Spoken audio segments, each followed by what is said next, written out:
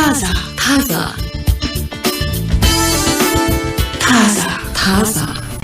ሰላም አድማጮቻችን እንደምን አላችሁ? እኛ ፕሮግራማችን ታዛ ጀመረ። እናንተ ጋር አለን ትግስት በጋሻውና ጸገነት ላቀን ተገኝተናል ስቱዲዮ። ከኛ ጋር እንድትሆኑ በአክብሮት እንጋብዛለን። በጣም ቆንጆ ሙዚቃዎችን እንጋብዛችኋለን።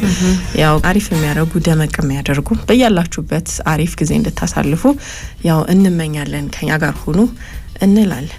እሺ ምን አለና ሁሉም ነገር አለ። አንድ ራሳችንን የምናይበት ነገር እናነሳለን። የምትፈልጊውን ነገር አታድርጊም፣ የማትፈልጊውን ነገር ታድርጊያለሽ።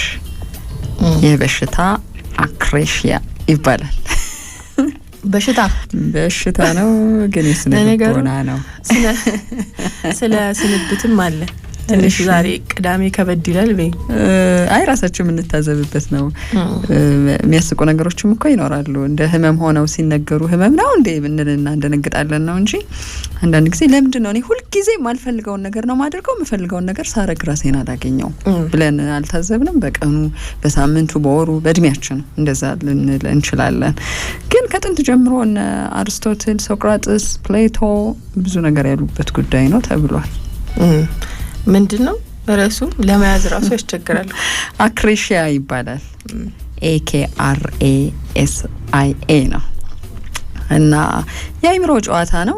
አይምሮአችን የሚለምዳቸው ነገሮችና ካለመዳቸው ደግሞ ሊያደርጋቸው የማይፈልጋቸው ነገሮች እንዳሉ የአይምሮን ፓወር የምናይበት ነው።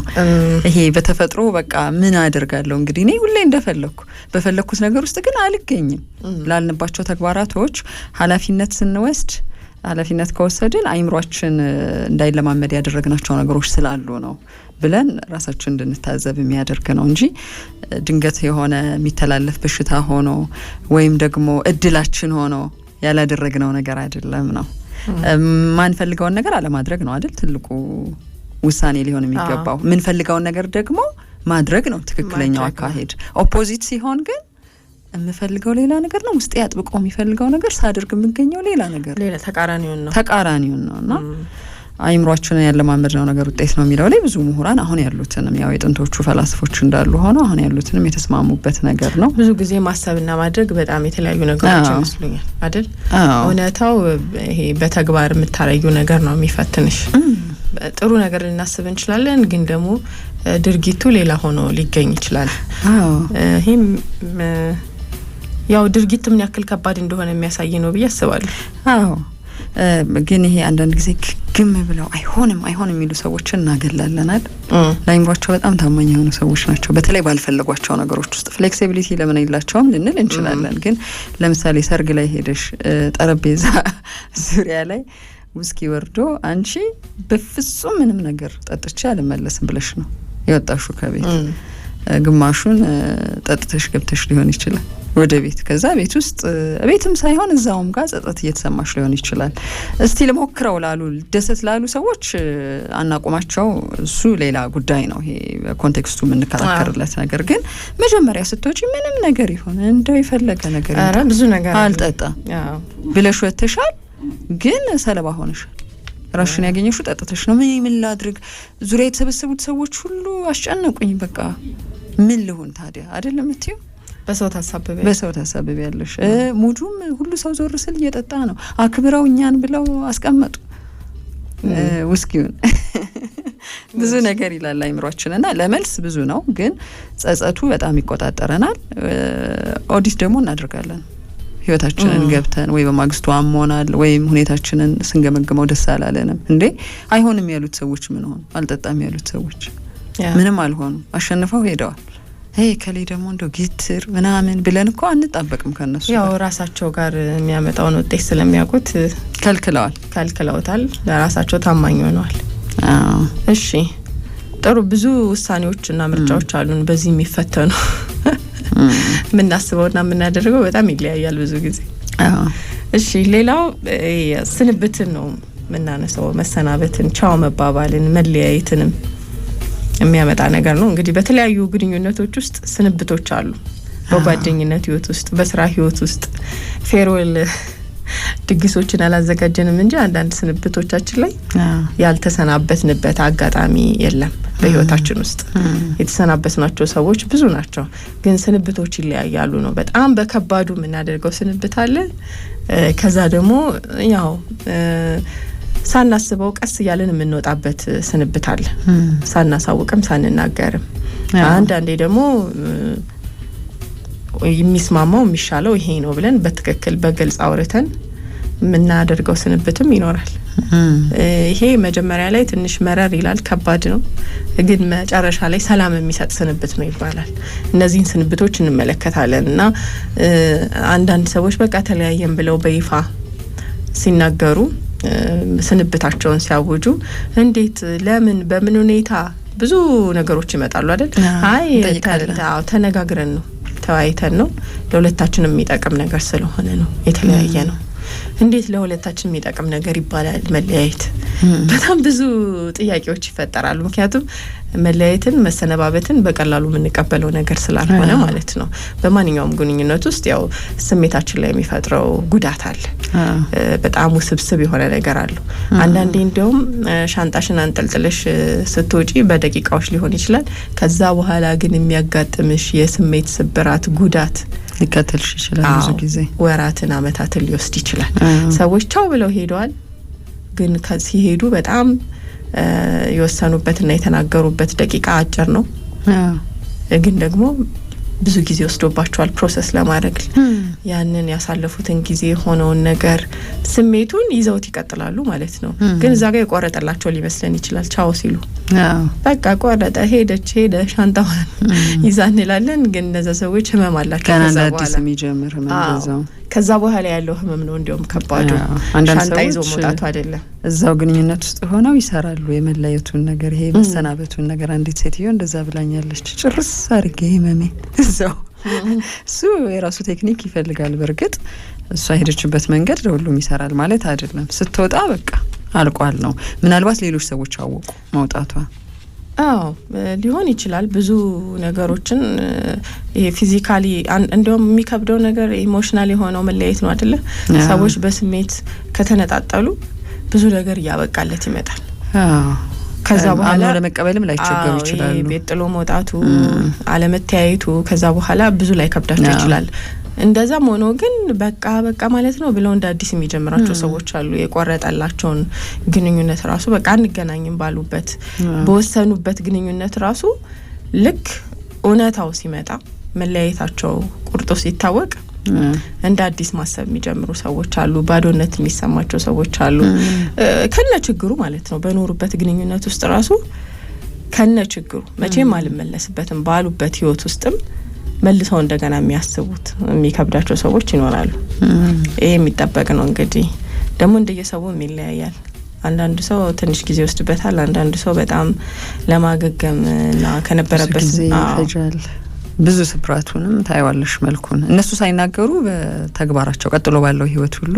የሚያሳውቁ ሰዎች አሉ መጎዳታቸው እሺ ስለዚህ ስንብትን እንመለከታለን የትኛውን ስንብት ህይወታችን ውስጥ እንዳጋጠመን ግን ብዙዎቹ ያለፍንባቸው ናቸው ሳንሰናበት ቻው ሳንባባል ሳንለያይ ያለፍንበት ህይወት የለም አይደል በብዙ ግንኙነቶች ውስጥ አለን የስራ ቦታችንን ጥለን ሄደናል ሰፈር ጥለን ሄደናል ጂሲኮ ስንብት ጎረቤቶቻችን ድሮ ዩኒቨርሲቲ ውስጥ ነበሩ የሆኑ የህመም ጊዜያቶች ነበሩ መጨረሻው ሰዓት በተለይ ሳምንታት ካውንት ዳውን እናደርጋል ነበር ለምሳሌ 8 ሳምንት ተብሎ አስታውሳለሁ እኔ መቀሌ ዩኒቨርሲቲ 2 ወራት ማለት ናቸው ቅዳሜ እያሉ ነው የሚቆጠሩትና ሁለተኛው ሶስተኛው አራተኛው እያልሽ ስትሄጂ ወደ መጨረሻው በቃ ከዚህ በኋላ አንገናኝም እንዳል ተቦክሮሽን እዛ የነበርሽ ጓደኝነት መታሳልፍ ይወት አንገናኝም አይደለም እንደው በቃ እንገናኛለን እንደዋወላለን ተባብልሽ እንዴ ብትለያዩ ግን አይመስልም ኮሌጅ ውስጥ ያለው ነገር በፊት ደግሞ በነበረው ነገር ያለሽ ይሄ ተለያየ ቦታ ነው ሌትስ ኪፕ ኢን ታች ምናምን ስልክ ትቀያየር ያለሽ እነዚህ ሁሉ ነገሮች ይሆናሉ እኮ ይሄ በቃለት ብለሽ እኮ እንባምትራጭበት አይደለም ምን ንገናኝበት አጋጣሚ ሊኖር ይችላል ብለሽ ታያለሽ ግን እንደማትገናኝ ታውቂዋለሽ ህይወት በየአቅጣጫው በትኖናል እንደው የተወሰኑ ጓደኞቻችን ምናልባት በቦታ ባንዳንድ ነገር ትዝታ ነው የሚሆነው እንደዛ ይሆናል በቃ እንደዚህ አይነት ስንብቶች አሉ ብዙ ሰዎችን ተሰናብተናል በህይወታችን ውስጥ። ይመጣል ይሄዳል። እነሱም እኛን ተሰናብተዋል፣ እኛም የተሰናበትን እንሄዳለን። አንዳንዶቹ ሰዎች ያው መለያየታችንን ማውቀን በቃ ሁሌ በጥሩ የምታስተዋውሹ ስንብት ሲሆን ደስ ይላል።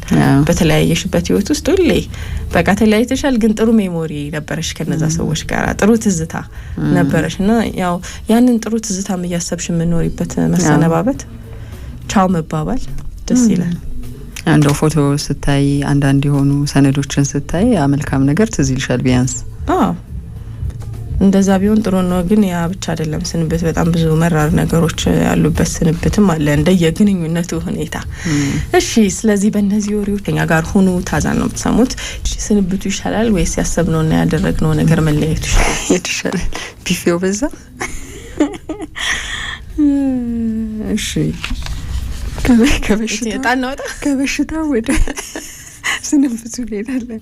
በሽታው ትንሽ የሚያዝናናም ነገር ስላለው ብዬ እኮ ነው። እሺ፣ ከህመሙን ጀምርና። በሽታ ህመም ስንል ደስ የማይል ስሜት አለው። ግን ሰዎች መቼም ያልፈለጉትን ነገር ለማድረግ የሚገደዱ ከሆነ በሽታ ካልሆነ ጤናማነት ነው ብለን ልንተረጉመው አንችልም በሚል ነው። ግን አይምሮ ውስጥ ፕሮሰስ የሚደረግ ነገር ችግር ነው ተብሏል። ያው ለብዙ ነገር ኃላፊነት የሚወስደው አይምሮአችን ነው። የምንፈልገውን ነገር አናደርግም፣ የማንፈልገውን ነገር እንድናደርግ የምንገደድባቸው የዕለት ተዕለት ተግባራት ብዙ ናቸው። ለምሳሌ ገንዘብ በጣም መቆጠብ እንዳለብን እናውቃለን። ግን ከፍተኛ የግዢ ኢምፐልስ ወይም ፍላጎት ገንዘብ እንዳንቆጥብ ያደርጋል። ስለዚህ ሁልጊዜም ትናንት የገዛውትን ግዢ ባልገዛው ኖሮ ዛሬ ለዚህኛው አስቤዛ መሙያ ይሆነኝ ነበረ፣ የቤት ኪራይ ልከፍል ጭማሪ ይሆነኝ ነበረኝ እኮ ይሄን ነገር ላይ እኮ አውዬ ነው፣ ማን ይከልክለኝ፣ ማን ይቆጣኝ አይነት ጸጸት ይኖርብናል። ጤናዬ በምግብ ምርጫ ውሳኔ ላይ እንደሆነ አውቃለሁ፣ መረጃው አለኝ። ግን ኬክ ወዳለው፣ የሶዳ መጠጥ ሱሰኛ ነኝ፣ ስብ የበዛበት ምግብ በጣም አዘወትራለሁ፣ ሁሉ የስጋ ቤት ነኝ፣ ጮማ ቆርጣለሁ፣ ዶናት በቀን 5 ይበላለሁ። አንድ እንደዚህ ሰውነቷን በጣም የምትጠብቅናትና ያው ብዙ ጊዜ ለመቆጣጠር ትሞክራለች ራሷን። አንድ ልደት ላይ ግን ያው ቆንጆ ኬክ መጣና በቃ ምን ታድርግ፣ ወይኔ ተበላሸሽ እያለች ምን እየወሰደች እንዳለች ታውቃለች። ወይኔ ተበላሸሽ እውቀቱ አላት። አስነካችሁ ነው የምልሽ ኬኩ። ምን ታድርግ በቃ ፈተናውን አልቻለችው። ልክ እንደዚህ ልንሆን እንችላለን። የፈተና ጊዜ ተቃርቧል፣ በጣም ማጥናት አለብኝ አውቃለሁ። ግን እስኪ ነጋ ሶሻል ሚዲያ ላይ ቪዲዮ ስክሮል እያደረኩ ነው የነጋው። ከመጠጥ ወይም ሲጋራ ራቅ ተብሏል። ግን የመጨረሻዋ ብርጭቆ፣ የመጨረሻዋ ሲጋራ እያለ ቀጥሏል አመታትን። እነኚህ ሁሉ ነገሮች በዕለት ተዕለት ህይወታችን የምናውቃቸው እኛም ያጋጠመን ሌሎች ሰዎች የሚፈተኑባቸው ነገሮች ናቸው። ፈላስፎቹ እነ ሶቅራጥስና ፕሌቶ ምን ይላሉ በዚህ ጉዳይ ላይ? የሰው ልጅ ራሱ ለራሱ ምን ምርጥ እንደሆነ ካወቀ ወይም የቱ ጎጂው እንደሆነ ከተረዳ ወይም አምኖ ከተቀበለ በቃ ምርጡን ነገር ያደርጋል። ስለዚህ የሰው ልጅ በህይወቱ መጥፎን ውሳኔ የወሰነው አላዋቂ በመሆኑ ነው። አውቃለሁ ይላል እንጂ ስለማያውቅ ነው። የእውቀት እጥረት ነው ይላሉ። የእውቀት እጥረት። አንዳንድ ነገሮችን አውቃለሁ፣ እንትን እንደሚያወፍር አውቃለሁ፣ ማጥናት አለብኝ፣ ያው ቪዲዮ ጊዜ እንደሚወስድብኝ እረዳለሁ። ግን በቃ አይደለም እንለው በእውቀት አልቻልኩም በቃ ታረጊዋለሽ እንጂ የተሳሳተ ውሳኔ እንድትወስኝ ምክንያት የሆነሽ ግን የቱ ጎጂ የቱ ጠቃሚ እንደሆነ የእውነት ስላልተረዳሽ ነው። ብዙ ጊዜ አይተሽ ከሆነ በፍልስፍና ጽሁፎቻቸው ላይ ወይም የህይወት መርሆቻቸው ላይ እነ ሶቅራጥስ፣ ፕሌቶ ለብዙ ነገር ጥያቄ የሚያደርጉት እውቀትን ነው ወይም ኖውሌጅን ነው። የግንዛቤ ችግር ካለብሽ በህይወትሽ ውስጥ ምርጥና አስፈላጊ የምትሆን ነገር ማድረግ አትችይም የሚለውን መነሻ ያደርጋሉ። እና አንዳንድ ይሄ ማህበራዊ ጉዳዮቻችን ላይ የምንከራከርባቸው ነገሮች እውቀት አልባ እኮ ስለሆነ ነው። የእውቀት እኮ ግንዛቤ ችግር ነው አይደል የምንለው እንደ ማህበረሰብ ራሳችንን ስንተች፣ እነሱ ከዚህ ጋር ይስማማሉ። እውቀት ላይ ከተሰራ የእውነት ምርጡ ነገር የቱ ነው የሚለው ለመወሰን አይቸገርም የሰው ልጅ።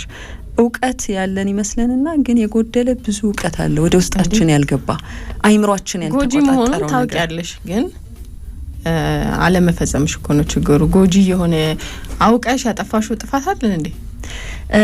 ለምሳሌ ልክ አሁን በጣም ብዙ ስኳር የበዛበት ነገር ስወስድ ሰውነቴ ውስጥ ምን እየሆነ ነው የሚለውን እንዲሁ ይጎዳል ነው ብዙ ሰው የሚልሻል። ፕሮሰሱን የእውነት የሚረዱ ሰዎች አድርገውት ነው ብለዋል። የእውነት ምንድነው የሚሆነው ምን ይፈጠራል የሚለው ይሄ ባዮሎጂካል ጉዳዩን ኬሚስትሪ ጉዳዩን ልክ እንዲህ ሲሆን እንዲሆናል እንዲህ ሲሆን ደግሞ እንዲህ ከሆነ በህይወት ላለመኖር እኮ በቃ እየፈረምኩ ነው ማለት እስከሚለው ድረስ ሊደርሱ ይችላሉ። እነሱ ከእውቀት ጋር ያገናኙታል። ሌሎች ምሁራን ግን ምን ይላሉ? ክርክር አለበት ጉዳዩ የማወቅ ችግር ሳይሆን ዊክነስ ኦፍ ዊል ነው ወይም ደግሞ የመፍቀድ ደካማነት አለበት የሰው ልጅ። ልትፈቅጂ ትችያለሽ የሆኑ ነገሮችን። ለምሳሌ ማጥናት ካለብህ ሶሻል ሚዲያ ስክሮል አላደርግም ብለህ የእውነትን መፍቀድ ስላልፈለክ ስክሮል እያደረክ ታድራለህ። ኖ ማለት አልነበረብሽ? ኖ ማለት እኮ ነበረብሽ። ማጥናት አለብሽ። ያለሽ ሰዓት 8 ሰዓት ነው። ነገ ነግቶ ፈተና ላይ እስክትቀመጪ ድረስ 8 ሰዓቱ በጣም ብዙ ነገር ብታገለብጪበት ለፈተናው የሚያግዙ መረጃዎች የምታገኝበት እንደሆነም ታውቂያለሽ። የመፍቀድ ደካማነት ባህሪ ግን ተለማምደሻል። ኢትስ ኦኬ ችግር የለውም እንደማለት ማለት ነው። ይሄ ዊክነስ ኦፍ ዊል ይሉታል። የማወቅ ችግር አይደለም የሚለውን እነ ሶቅራጥስና ፕሌቶ የሚያነሱትን ጥንት ያወጧቸውን ቲዮሪዎች የሚጥስ ነገር ማለት ነው። ይሄኛው የሰው ልጅ እያወቀም ጭምር ቅድም ያልሽውን እያወቀም ጭምር ችግር የለውም ይጣፍጣል ዶናቱ ፒዛው በልቼ ልሙትም ማለት ቆንጆ ነው ሊል ይችላል። ምን አባቱ ሞት አይቀር ሚል ሰው እኮ አለ። እስከ ሞት ድረስ ያደርሳል የተባለው። እንደውም ይሄን ሲያብራሩ ምን ይላሉ? ለምሳሌ አንድ የፒዛ ቁራጭ ወይም ስላይስ አይገለኝ የሚል ፍቃድ ለአይምሮ እንሰጠዋለን። እውነተኛው የመብላት ፍቃድ ይሄ ይሆናል። አይምሮአችን የተቀበለን የመዘገበውና የሚተገብረው ይሆናል ማለት ነው። አሁን ምን አድርገናል? ምንም አይነት መጠን ያለው የፒዛ ቁራጭ በድግግሞሽ የምትጠቀሚ ከሆነ እንዲህ ትሆኛለሽ ተብለሻል። ሱስ እንዳለብሽ ታውቂያለሽ። በድግግሞሽ ችግር የለውም እያልሽ አንስተሻል። የፒዛ ቁራጭ ስላይስ አይገለኝም እያልሽ ነው። በየድግሱ ቤትሽም ውስጥ መዝናኛ ቦታ ምርጫሽ ያደረግሽው ይሄንን ምግብ የሆኑ ኮሚትመንቶች ግን አሉብሽ። እነኚህ ምግቦች ካላስወገድሽ በጤና ጥሩ አትሆኝም፣ አካላዊ ቁመናሽ ጥሩ አይሆንም የሚል ግን መረጃ አለ። የመረጃ ችግር አይደለም። ፍቃድ ተሰጥቷል። ምን ለሚል ፍቃድ? የአንድ ፒዛ ቁራጭ ወይም ስላይስ አይገለኝም። አይምሮ የሚያውቀው ይሄን ልምምድ ነው። አይገለኝም ያለውን ይገለኛል ካልሹም ይገለኛል የሚለውን ፍቃድ ነው የሚያውቀው። ስለዚህ ኖ የማለት ችግር ነው፣ ፍቃድ የመስጠት ችግር ነው ብለው አስቀምጠውታል። ሌላኛው ራሽናላይዜሽን ነው ብለዋል። ምክንያት መደርደር ለምሳሌ ዛሬ በጣም ከባድ ቀን ነበር ያሳለፍኩት፣ ትንሽ አልኮል እስቲ ዘና እንድል ልጠጣ ልንል እንችላለን። ይገባኛል ይሄን ማድረግ ደግሞ ምክንያቱም መስሎቼ ትንሽ ተጨናንቀዋል፣ ቴንሽን እንደሆኛለሁ፣ አይምሮ አንድ ነገር ብቻ ላይ ነበር የተጣበቀው። ለምን ይሄ እኔ ላይ ይሆናል? በጣም በቃ ወደ አዲስ አበባ ሲመጣ ብዙ ጊዜውን የሚያሳልፈው በየክለቡ እየዞረ መጠጣት ነው። በቃ ይገባኛል ይላል። እንዴ እኔ እኮ እዛ በስትረስ ነው ማሳልፈው የሚሰጣው ሰበብ ማለት ነው። ሁሌም ተው ሲል ቤተሰብም ሲመክር ስንት ነገር እኮ በቃ ምንም የማየው እኮ ህይወት የለም። ሙሉ ጊዜ እኮ ስራ ላይ ነው።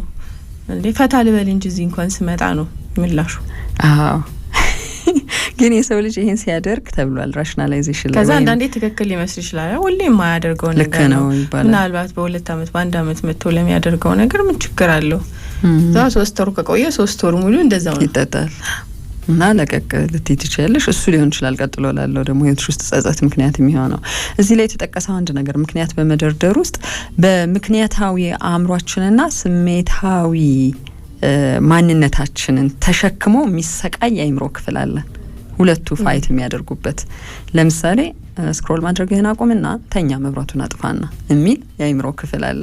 እሺ አይ አውቀዋለሁ ያኛውን ሰዓት እኮ ብጠቀም አንዴ ላጣርጌ ማነባት ነገር ናት፣ ቆይችኛዋን አንዴ መጨረሻ ስክሮል የመጨረሻ ምን ነገር ተለቆ ይሆን እያልን የምናይበት ሁለቱ ፋይት ያደርጋሉ። ስለዚህ ምክንያት ደርዳሪ እንሆናለን ማለት ነው። ሁለቱንም ሚዛን ለማስጠበቅ ምክንያት ለመስጠት እያልን እናሞኘዋለን አይምሯችንን። ቅድም የተባለው ይሄን መብላት እንዲህ ማደር ይገባኛል። ምክንያቱም ላለፉት በጣም ብዙ ጊዜያቶች ብዙ ሳልዝናና ሳልበላ ሳልጠጣ ብዙ ምርጫ ሳይኖረኝ ነው አንድ ነገር ላይ ብቻ ተጣብቄ የቆየሁት የሚል ምክንያት ሊኖር ይችላል። ነገ ወይም ደግሞ ከዚህ አመት በኋላ በአዲስ ኃይል ወደ አዲሱ ማንነቴ እመጣለሁ የሚል ቀጠሮ ትክክለኛ እኮ ምክንያት ነው። ይሄ ግን የተባለው ቅድም ለአይምሯችሁ የሰጣችሁት ነገር እውነተኛ ፍቃድ የቱ እንደሆነ እየመዘገበ እንደሚዘጋጅ እርግጠኞች አይደላችሁም ነው። አዲሱ አመት ለአዲስ ማንነትሽ መፈጠሪያ እንደሆነ የእውነት እየነገርሽው አይደለም የምታቆዩ ለአባባል ብቻ ነው የምንለው ማለት ነው።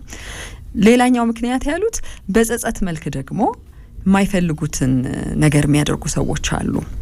ለምሳሌ ትናንት ለምንድን ነው ስጠጣ ያደርኩት፣ ለምንድን ነው እንዲህ ሲሆን ያደርኩት ብለው ተጸጽተው ለመጽናኛ ስሜታቸውን ለማስተካከያ ራሳቸውን ለመውቀሻ ዛሬ እየጠጡ ያድራሉ መልሰው ማለት ነው። ስለዚህ ከነኚህ ምክንያቶች ሊወጣ አይችልም። ለዚህ ሰዎች ባህሪ ብዙ ምሳሌዎች ተጠቅሰዋል። ሰዎች ቅድም ባልነው ይሄ ህመም አክራሽያ ባልነው ህመም የማይፈልጉትን በማድረግ የሚፈልጉትን ደግሞ ባለማድረግ የሚሰቃዩባቸውን ተሞክሮች አጋርተዋል። አንዱ ምን ይላል? ጠዋት ወሳኝ ስብሰባ አለብኝ፣ በቶሎ ከእንቅልፌ መንቃት አለብኝ ብዬ እየተዘጋጀው በስልኬ ግን ጋደም ብዬ ስክሮል እያደረግኩ የድመት አስቂኝ ባህሪያትን ሳይ አመሸው። አንዳንዴ እንደዚህ ያጋጥመኛል። በዚህ መሀል በጣም እኮ ሲል የሆነ ነገር በዚህ መሀል አንዱ አምሮዬ ተኛ መብራቱን አጥፋው ሲለኝ፣ ሌላኛው ደግሞ አንዴ ብቻ ስክሮል አድርግ ሲለኝ እዛው አስቂኝ የድመት ባህሪ ቪዲዮ ጋር ሲሄድ አነጋው ይላል። ዝም ብለሽ እንግዲህ ያስቢ፣ ነገ ወሳኝ ስብሰባ አለ ደግሞ አንዳንድ የአልጎሪዝሙ በጣም ትንሽ ከቆየሽ የሆነ ጉዳይ ላይ መልሶ ራሱን ደጋግሞ ያመጣልሻል። ከዛ የበለጠ እኮ ነው በአንዱ ስትገረም የበለጠ የሚያስገርም ነገር ያመጣልሻል። እስኪ ነገ 1000 የድመት አስቂኝ ነገሮችን ተመልክተሻል። እሺ ሁለተኛው የቴሌቪዥን ሾው እያየሁ አነጋው፣ በማግስቱ የቆሸሸውን ጂንሴን ለብሼ ስራ ገባው ይላል። የቴሌቪዥን ሾውን መመልከት ከመጀመሪያ በፊት ግን እቤት እንደገባው የቆሸሹ ሱሪዎችን አጥባለሁ፣ ነገ ንጹህ ሱሪ አድርጌ እገባለሁ ብዬ ነበር።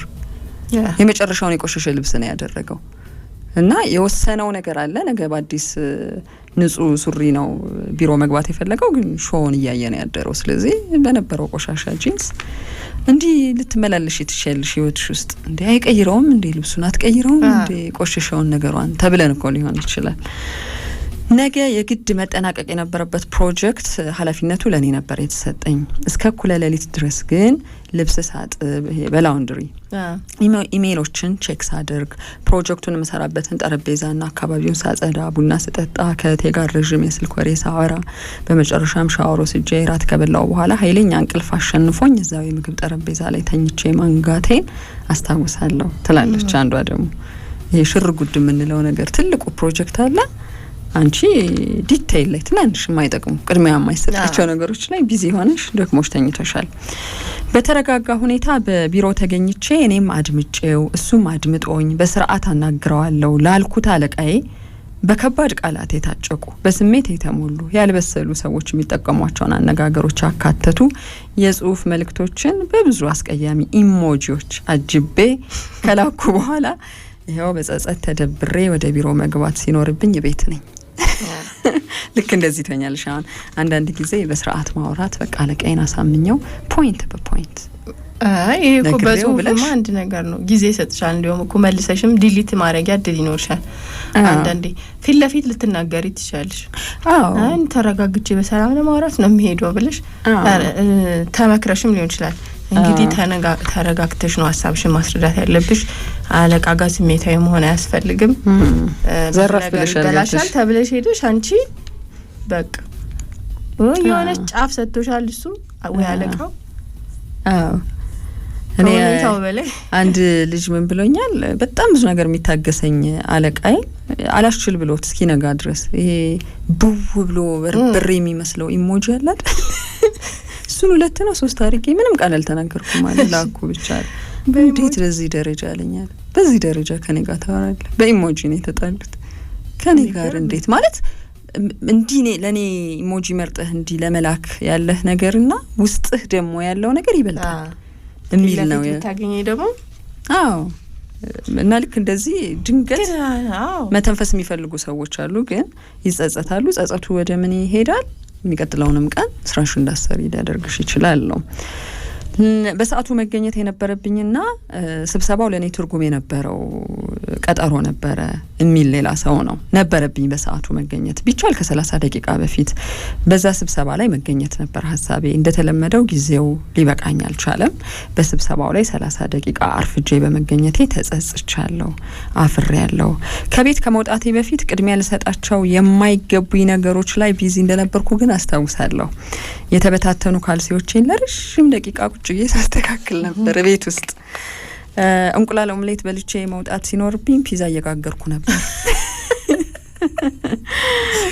እና በትናንሽ ነገሮች ቢዚ መሆን ትልቁን ለውጥ የሚያመጣውን ስራ ላለመስራት ምክንያት ይሆናል ለሚለው ማሳያ አድርገው ያስቀመጡት ነው ግዙፍ ቅድሚያ የምንሰጣቸው ስራዎች ሊኖሩን ይችላሉ እነሱን አስቀምጠን ያን ያክል ሊቀድሙ የማይገባቸው ትናንሽ ነገሮች ግን ጊዜያችንን ትኩረታችንን ጉልበታችንን ስሜታችንን የሚወስዱብን ነገሮች ላይ የምንሄድ ከሆነ ልክ እንደዛ ፒዛ ለመጋገር እንትን አንዳንዴ የሆነ ቦታ ለመሄድ ቸኩለሻል የሆነ ጎረቤትሽ ወይም ሰው አግኝተሽ መንገድ ላይ በቃ ወሬ እያወራሽ ይሄን ሰዓት ሄደሽ ከዛ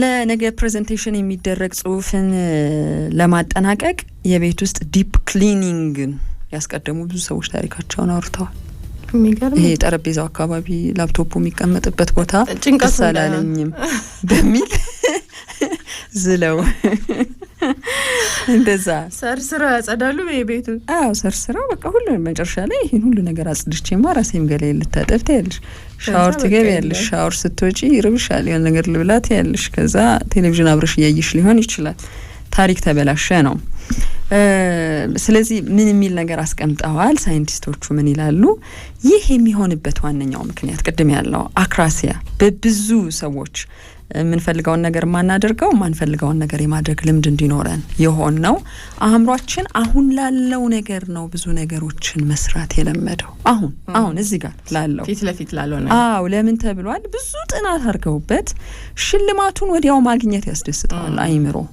ለምሳሌ ቪዲዮ ስናይ መዝናናቱ መገረሙ መሳቁ ማልቀሱ እዛው ጋር ያለው ቆየ ዛሬ አንድ አመት በኋላ ብለሽ የምታስቀምጪው ነገር አይደለም የዛሬ ሳምንት ወይም ነገ አንልም ሎንግ ተርም ወይም የረጅም ጊዜ ግብን ግን አሁን አያጣጥመው አይምሯችን ጥናት ማጥናት የረጅም ጊዜ ግብ ነው አይደል ከግማሽ ሴሚስተር በኋላ ወይ ከአመት በኋላ ሶችን የምንፈልግበት ነገር ላይ ራሳችን እናገኘዋለን ገና ፈተና ተፈትኜ ውጤቴን የማየው አመት መጨረሻ ወይ ማጋማሽ ላይ ነው እስከዛ ግን ብዙ የሚያስደስቱ ነገሮች ማድረግን ይመርጣል ማለት ነው የሩቅ የደስታ ልምድ አልሰጠነው የሩቅ ይሄ ሎንግ ተርም የምንለውን መረጋጋት መደሰት መጠበቅ ይሆናል በሱ ፕሮሰስ ተደሰት በሱ ፕሮሰስ እርጋ የሚለውን አልሰጠነውም ነው ለምሳሌ ቅድም ያለው ምሳሌ የለመደው ዶናትን መብላት ከሆነ አንድ ሰው እዛው ጣሙን እርካታውን ማጣጣሙን አይደል ገና ግምት እንዳደረገው በቃ አይኑን ጨፍኖ በሞትም ልሙት አይኔን ጨፍኛ አይነት ነው ዶናት አልወድ የብዙ ሰዎች ምሳሌ ሆኖ ምግብ ላይ መጥቷል በጣም ጣፋጭ ሆኖ ይሄ እንደ ፋስት ፉድ የሚጠቀሙት ነገር ስለሆነ ነው በእኛ ሀገር ሱስም ያሲዝ መሰለኝ ሌሎች ነገሮች ይኖራሉ ልክ እንደ ቆቆሩ ምግብ ቢመርጥ ግን መራብ ይኖርበታል ጣዕም ማጣት ይኖርበታል አይደል ምቾት ማጣት ሊኖርበት ይችላል እርካታ ማጣት ቆቆር በሻይ ብቲ ወልት ያለሽ በእንባው በቃ ይመጣብኛል መጥፎ ግን ጥሩ ያልሆነ ምግብ እንደሆነ ታውቂያለሽ አንዳንዴ በቃ ትንሽ ቀምሽው እና እንደዚህ ያማረኝ ያለሽ ውጤቱ ሩቅ ይሆንብናል ጤናማ መሆን ክብደት መቀነስ ቀለል ብሎ መኖር ደስተኛ ሆኖ መኖር ከዛ እሱን መልመድ ገና ከ6 ወር በኋላ ኮንሲስተንሲ ውጤት ነው በቃ በተደጋጋሚ ያደረግሽው ነገር ያለ ማቋረጥ የተከተልሽው ነገር ነው የሚታየው ውጤቱ የሆነ ቀን የሚመጣው አሁን ብዙ ጊዜ ለዛ አይደል አንዳንዴ ይሄ በጣም ፈጣን የክብደት መቀነሶችን የሚያመጡ መድኃኒቶችን መውሰድ የሆነውን የሚጠጡ ነገሮችን ጠጡ ጸጉርን ቶሎ በፍጥነት የሚያሳድግ የሚባለው ነገር እንዲህ አይነት ማስታወቂያዎችን ሰዎች የሚከተሉት በአንድ ጊዜ ከፊታችሁ ላይ ማዲያት ለማጥፋት ሚራክል እንወዳለን ቶሎ በፍጥነት ነገሮች የሚሆኑበት ነገር ላይ ሰዎች ሰፍ ይላሉ ለዛ ነው አሁን በሽታን የተባለው እኮ አክራሲያ አይምሮአችን ለረጅም ጊዜ ግብ መለማመድ አለበት የሚለውን ምሁራኖቹን ስለሚፈልጉ ነው ለምን ውጤቱ ጥሩ ነው በሂደት ነው ውጤታማም ሆኖ ለሂደቱ ደግሞ መታገስ ያለብን ያስፈልጋል። ሂደቶች ሊኖሩ ይችላሉ። ለምሳሌ አንዱ ብዙ በወላጅነት የምንፈተንበት ነገር ላይ የተቀመጠው ምሳሌ ልጄ የሆነ ለጤናው የሚጎዳው ነገርን ግዢ ብለው እየረበሸኝ ነው ቤት ውስጥ መግዛት አልፈልግም። ምክንያቱም ቅድም ያለው አዌርነስ አለ ልጄ ይጎዳል በድግግሞሽ ስገዛ ልል እችላለሁ። ባልገዛ ብጥበጣው ይረዝማል፣ ብገዛ ደስታውን በፍጥነት አለው። ስለዚህ በፍጥነት ማየት ያስለመድኩትን አይምሮዬ ስሜት ነው መጋብዘው፣ ለልጁ አይደለም ለራሴ አይምሮ ነው። እያለቀሰ መቆየት ይችላል፣ ግን 1 ሳምንት ወይም 3 ሳምንት ነው እያለቀሰ የሚቆየው። አልገዛም፣ ግን ትንሽ ይጨነቃል አይምሮዬ፣ አካባቢው ትንሽ ይረበሻል። ዘላቂው ደስታና ጤናማ ህይወት ግን ይበልጣል የሚለው ላይ ስላልሰራን ቶሎ ቶሎ ሱቅ ሄደን ያውልሽ ብለን እንሰጣለን የሚለው ተቀምጧል። ጉዳዩን የሚያባብሱብን ነገሮች ግን ምንድናቸው? ብዙዎቻችን የዚህ ሰለባ ስለሆነን ምንድናቸው? እምቢ ከሚሉ ሰዎች፣ አይሆንም ከሚሉ ሰዎች ጋር መቆየት አለመፈለግ። አንፈልግም። ለምሳሌ ለልጄ ቆይ ይሄን ነገር ልግዛለት ብልሽ አይ አትግዢለት ብትኝ ዞር ማለት ነው ፈልገው ካንቺ ታስጨንቂኛለሽ። ለምን አይምሮዬ ቅድም ያለውን ነው ኢምፐልስ ይፈልጋል። በፍጥነት ለተፈለገው ነገር መልስ መስጠትና መረጋጋት፣ እዛው ጋር ውጤቱን ማየት፣ ልጆቼም ጥሩ ሲሆኑ ማየት የሚለውን እንፈልጋለን። ኖ አለ ማለት ነው። የምግብ ምርጫን በተመለከተ ብዙ ፒዛ፣ ዶናት፣ ስጋ የሚወዱ ሰዎች መካከል ነን ወይ ያለ ነው። ፈተና ውስጥ ነው ያለነው። ብዙ ጊዜ ችግር የለውም እያልን ማለት ነው። እሱን ነው ያሳብክ ያለሁት። ፈተና መሀል ውስጥ ሆነሽ ከፈተና ለመውጣት መሞከር በጣም ትልቅ ቁርጠኝነትን ይጠይቃል አይደል? ዝም ብለሽ እንትን የምታልፊው ነገር አይደል? በዛ ደረጃ ራስሽን ፈተና ውስጥ የምታስቀምጪው ለምን? ከፈተና ራቁ የተባለው እኮ እዚህ ላይ መሰለኝ። ቅድሚያ የሰጠነውን ነገር ከነ ምክንያቱ መለየት። ይሄ ቅድም ያልናቸው ጥቃቅኖቹ ነገሮች ሁል ጊዜ እየቀደሙ ትልቁ ነገር ወደ ኋላ እንዳይቀር ቅድሚያ የሰጠነው ለምንድን ነው? ካልሲውን መጠቅለል ባይኖርበትስ ኖሮ ሰውየው የፕራዮሪቲ ጉዳይ እንደዛው እንደሆነ ለረጅም ጊዜ እኮ ይሄን ጊዜ ሳይስተካከል ቁጭ ብሏል አይደል? ከስብሰባው እኩል ግን ለምን ቀጠሮ አደረገው? ከወሳኙ ህይወቱን ከሚለውጥለት ትርጉም ይሰጠኛል ካለው ስብሰባ ቀን ቀደም ብሎ ማድረግ እየቻለ ለምን ሲደብርሽ ስንት አደረገው? ካልሲ ማጠፍ አንዱ መደበሪያ ነው። አሁን እኔ ልብስ ማጠፍ የሆነ ስራ ያጣው ቀን፣ የሆነ የደበረሽ ቀን የቁም ሳጥንሽ ልብስ ምናምን አውጥቶ ማጠፍ። በነገራችን ላይ ወሳኝ ቀኖቻቸው እንዳይጉላሉባቸው እነሱን ወሳኝ ሰዓታት ብቻ የሚጠብቁ ሰዎች አሉ። ከዛ በፊት ምንም የማያደርጉ ቀጠሮ የማይዙ የሆነ ቦታ ደርሼ ልምጣ የማይሉ ሙዚቃሽን እየሰማሽ ወይ የሆነ ነገር እያደረግሽ ብቻ ማጠፍ ነው። ያልፋል ሰዓቱ። አያስፈልገኝም፣ አላረፍድም፣ ላልፈቀድኩት ሾፒንግ አልወጣም፣ በቃ አይሆንም የሚሉ ልምምዶች ያሏቸው ሰዎች ጋርም መሆን ሁሉንም ነገር ሳይሆን የሆኑ የተመረጡ ነገሮች ላይ ነው የሚሉ ሰዎች አሉ። ይሄ ደግሞ እያልን አይደል የምንሸሸው? እሺ ወደሚሉ ሰዎች የሚያበረታቱሽና የሆነ ካንቺ ባህሪ ማቆም የምትፈልጊውን ማድረግ የማትፈልጊውን ነገር የሚደግፉ ሰዎች ያ ነው እኮ እንዲያውም ብዙ ጊዜ በአቋምሽ እንድትጸኝ የሚያደርጓል። በቃ እሱ ላይ ግግም ማለት ያለብን ነገር ላይ መሆን ነው። ገገማጎሽ ከገገማ ጓደኛ ጋር አእምሮ እነዚህን ነገሮች ሲለምድ ለረጅም ግብ ስሜት እንዲኖረው ይለማመዳል ነው። እሱ ነው ምቾት አልባ በሆኑ ቦታዎችና ሁኔታዎች ውስጥ መገኘትን መልመድም ለዚህኛው በሽታ መድኃኒት ነው ተብሏል። ብዙ የአክሬሽያ ችግር ተጠቂዎች ምቾትን ፍለጋ በሚያደርጓቸው ኢምፐልሳቸውን ባለመቆጣጠር ልዩ ፍላጎት ባህሪያቸውን ስለሚገሩት ነው የሚፈልጉትን ትተው የማይፈልጉትን ማድረግ የለመዱት ነው። ለምሳሌ አሁን ጤናማ የምግብ ምርጫዎችን በተመለከተ ቤትሽ ውስጥ ብታስወግጃቸው ይሄ ጤናማ ያልሆኑ ግን የሚያጓጉሽ ነገሮች እንዳይኖሩ ደግሞ የሌላው የቤተሰብ አባል ይዞብሽ ይመጣል። እሱ ተባባሪ ይሁኑ እኮ የሚባለው ለዚህ ውሳኔ ለዛ ነው። ብዙ ሰዎች ፋሚሊ ውስጥ እንዲሰሩበት ያደርጋሉ። አሁን የስነ ምግብ አማካሪዎች አይደል ለብቻሽ አይደለም የምትታገዩ ከመላው ቤተሰብ ጋር ለውጥ ማምጣት አለብሽ። እነማ ግን የበለጠ ለዚህ ነገር ተጠቂዎች ናቸው ሲባል ብዙዎቻችን ነን። ግን የበለጠ በጣም የደከሙ ሰዎች፣ በስራ በኃላፊነት ጊዜ በማጣት የደከሙ ሰዎች ዊክ ዊል ይሰጣሉ። ቅድም አልን አይደለ? አሁን ያሉት ተመራማሪዎች በተለይ ልጆች ላይ ከሆነ በቃ እሺ አድርገው እኔ ደክሞኛል ለምን ሲባል ኖ ማለት ለካ ኢነርጂ የሚጠይቅ ነገር ኃይል ይጠይቃል። አይሆንም ማለት ምክንያቱም ከአይሆንም በኋላ አይሆንም ምን የምታስተዳድሪበት ስትራቴጂ አለ። ቢያለቅስ ምንድነው የምታደርጊው? ቢረብሽ ምንድነው የምታደርጊው? ሰዎች ቢሟገቱሽ ቢጨቀጭቁሽ እንዴት ነው ከዛ ውስጥ ኤግዚት የምታደርጊው የሚለው የስማ ይስ ነው። በቃ ሆኖ መገኘት እዛው ጋር መመሳሰል ነው። ስለዚህ ነው ማለት ኢነርጂ ስለሚጠይቅ አቅም ያጥራቸዋል እና ነጻ ፍቃድ ይሰጣሉ ለሁሉም ነገር። እንጠጣ፣ እሺ እንብላ፣ እዚህ ቦታ እንሂድ፣ እሺ በጣም የደከሙ ሰዎች። ስለዚህ ሳምንታችን ቀናችን እንዴት ነው የሚለውንም ማሰብ ያስፈልጋል። ቅድም የነ ሶቅራጥስ ነገርም የእውቀት እጥረትም ይሄን ሊያደርግ ይችላል። ለምሳሌ የምግብ ችግር ላይ ብዙ አላወራንም ከሆኑ ሰዎች ጋር አንቺ ሳይንሳዊ ጉዳይ እያወራሽ ሌሎች ሰዎች ባህላዊ ጉዳይ ላይ አሸናፊ ሊሆኑ ይችላሉ። በብዛት በድምጽ ብልጫ ማለት ነው። ኦኬ ሊሉ ይችላሉ። አይ እነከለ ይሄን መመገብ የለባቸውም የሆነ የጾም መያዣ ብቻ ሰው ቤት ሄዳ ደም ግፊት አለባት ከዛ ቢ ተብሎ ሂላት ምናምን ተደርጎ የሚጠበስ ጥብስ አላል በቃ በልታልሻለች እና ሄዷል ግፊቷ ጫው ምንም ተበልቷል። ምን ላድርገው ወዳለሁ በቃ ደግሞ እኔ አሁን እንደሱ እንትን ይጨምራል ብዬ አላሰብኩም ነበረ። እንደዛ ነው የምትለውና አንዳንድ ጊዜ ይሄ የእውቀት እጥረት መረጃው ምን አይነት ኢፌክት ሊያመጣ ይችላል የሚለውንም መግባባታች እና እንደውም ብዙ አላዋቂዎች ባሉበት መካከል ትንሽ ግንዛቤ ሲኖርሽም መጥፎ ነው። አንዳንድ ጊዜ አሁን ልጆች ላይ ጤናማ ያልሆነ ምግብ አይመገቡ ልጅትና ልጆች አይደሉ ይሯሯጣሉ ምን እንዳይሆኑ ነው ገና ከሆኑ እድሜያቸው እቺ ተበልቶ እንደ ሽማግሌ የሚከለከሉት ይባላልና ሙሉ በእድሜ ለገፋ ሰው ነው የሚሰጠው እና ይሄ ልጆች ላይ ወጣቶች ላይ ይመጣል አይባልም አንዳንድ ከአመጋገብ ጋር የተያዙ ህመሞች።